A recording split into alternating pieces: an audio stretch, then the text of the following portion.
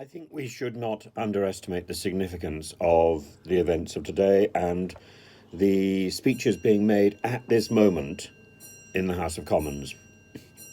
Rishi Sunak went on about sausages, trees, and sovereignty for Northern Ireland, and if I wanted to, I could have quite a giggle about the sausage diplomacy and so on. I don't want to. I think this may well be the greatest achievement of Rishi Sunak. This may well be all he ever achieves, and it is significantly greater than anything achieved by Boris Johnson, certainly anything achieved by Liz Truss, and certainly anything achieved by Mrs. May in all their time in all their various ministerial posts. This is a remarkable achievement if it can stick. So Keir Starmer, this is the other remarkable achievement. Here we've got a Labour leader making it quite clear that Labour will support this bill. So, if this is put to a vote in the House of Commons, which Rishi Sunak suggested it would be today, it will pass, even if the ERG votes against it. Even if they vote against it. So that is remarkable, utterly remarkable. And this is a bill which will get through Parliament. It will become part of British law. And if the DUP reject it, well, that is their affair. They will soon be voted out by a Northern Irish youth that is no longer interested in their divisive and mad politics and their mad beliefs.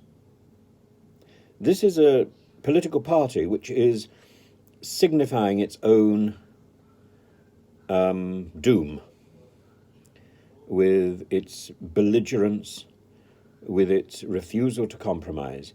All politics is about compromise. That is the meaning of politics. Politics is about sitting down with someone whose views you do not share and finding a solution to a common problem. The common problem is a peaceful Ireland and a devolved government in Ireland. And if the DUP don't want to participate in that, well, then they shouldn't be taking the money. They were elected to office and they've refused to sit. So Sir Keir Starmer says that the protocol and the new framework are a compromise. He's quite right. But he says that they have the spirit of the Good Friday Agreement.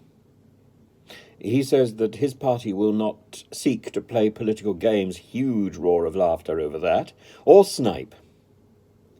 And he says the moral core of this agreement is simple, that all people, and he's talking about the Good Friday Agreement as well, all people have the right to be accepted as Irish or British or both. He says that the agreement that Rishi Sunak, Chris Heaton-Harris, and Steve Baker have agreed is something that will be good for business. It will allow people to participate in the economic life of the UK with no physical border. This is the important thing, no physical border on the island of Ireland, in celebration, in acknowledgement, in deference to the Good Friday Agreement, which comes to its 25th anniversary later this year. In a matter of weeks, we celebrate the signing of that agreement. So I hope to God that the DUP can get their act together so they participate in the goodwill of that, rather than foment frustration. Politics should be the art of finding a solution, not sulking in the background. And for that, of course, Boris should learn a lesson. Politics is not the art of a protracted sulk. Edward Heath was a disgrace. A disgrace. Sitting on the front benches, not really on the front benches, the front benches at a remove, as, quote, father of the house, simply there because he'd survived long enough. Grumpy and dispirited. That is not politics. and that is not something to salute. I think Edward Heath had great qualities.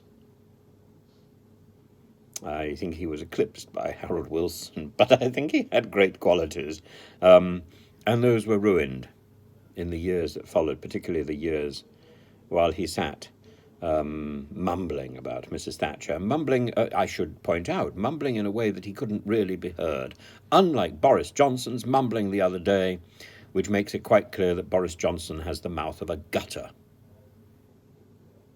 No, Johnson is over. Rishi Sunak is now Prime Minister, and this may well be so significant if the Conservative Party were to use it, they could probably even turn around their fortunes. I think they won't, because I think the Conservative Party is locked into an ideological battle which can only lead to its self-destruction. But this is the right thing to do. The new framework, the Windsor framework, is the right thing to do. And I'm so pleased that Sir Keir Starmer at least can see it.